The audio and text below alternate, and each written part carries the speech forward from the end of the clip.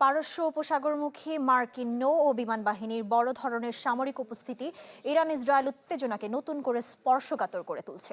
অতীতে একই ধরনের সামরিক তৎপরতার পর সরাসরি সংঘাতের নজির থাকায় বর্তমানে অবস্থান বাড়িয়েছে উদ্বেগ। অভ্যন্তরীণ অস্থিরতা, সরকার বিরোধী বিক্ষোভ ও প্রাণহানির প্রেক্ষাপটে কূটনৈতিক চাপও বাড়ছে ইরানে। সব মিলিয়ে অঞ্চলটি আবারও অনিশ্চিত ও ঝুঁকিপূর্ণ ভবিষ্যতের সন্দিক্ষণে দাঁড়িয়ে।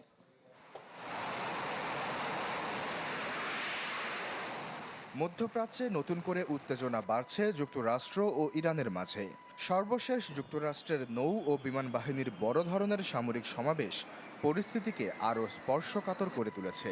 মার্কিন প্রেসিডেন্ট ডোনাল্ড ট্রাম্প নিজেই জানিয়েছেন, একটি শক্তিশালী মার্কিন নৌবহর পারস্য উপসাগরের দিকে এগোচ্ছে এবং এর কেন্দ্রবিন্দুতে রয়েছে ইরান।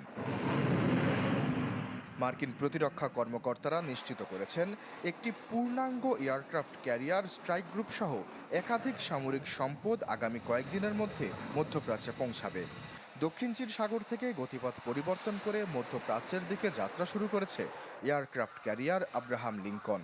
এর সাথে রয়েছে টমাহক ক্রুজ মিসাইল বহনে সক্ষম আধুনিক ডেস্ট্রয়ার এবং উন্নত এজিস ক্ষেপণাস্ত্র প্রতিরক্ষা ব্যবস্থা। RICL TMX, যুগের পর যুগ স্থাপনা থাকে মজবুত, যা আকাশ ও ক্ষেপণাস্ত্র হামলা প্রতিহত করতে ব্যবহৃত হয়।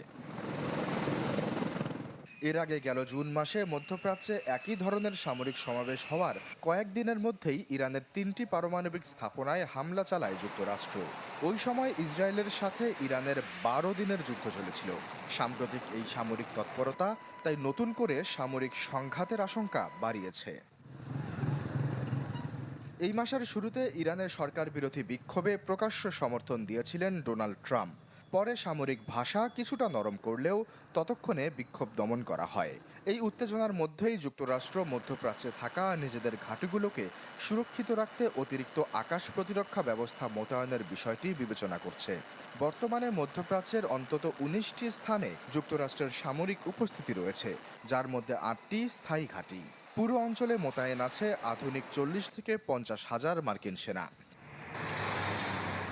যদিও ইরান হুঁশিয়ারি দিয়েছে, কোনো হামলা হলে মধ্যপ্রাচ্যে থাকা সব মার্কিন ঘাঁটি বৈধ লক্ষ্যবস্তুতে পরিণত হবে। ইরানের বিপ্লবী গার্ড বাহিনী বলছে, তারা সর্বোচ্চ প্রস্তুত অবস্থায় রয়েছে এবং যে কোনো ভুল হিসাবের পরিণতি ভয়াবহ হবে। এর আগেই সম্ভাব্য হামলার আশঙ্কায় মধ্যপ্রাচ্যের কিছু ঘাঁটি থেকে মার্কিন কর্মী প্রত্যাহার করা হয়।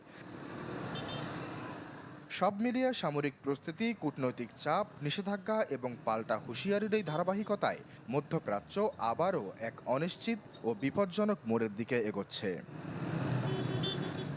আশ্বাস চৌধুরী, চ্যানেল 24।